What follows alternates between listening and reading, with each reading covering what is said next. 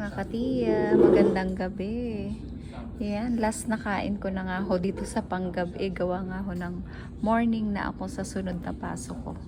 Ang dami ko hong pagkain ngayon. Miss ko ho talaga itong piantang sa gabi. Parang siya lang namimiss ko din.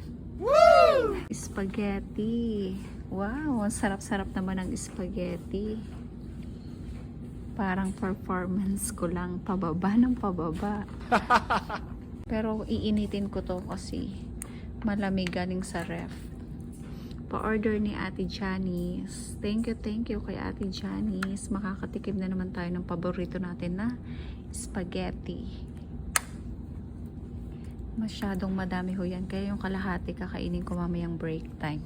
Morning, iba na ho ang pientang, iba na yung pagkain. Mas kakaunti ho ang pagkain pagka sa morning.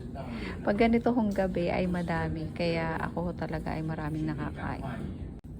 Initin muna natin ang spaghetti para mas masarap.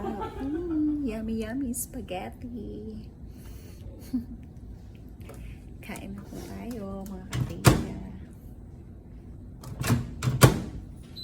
Ayan, 1 minute lang po yan ang ating papainit sa microwave. Hanggang dito na lamang po. Paalam.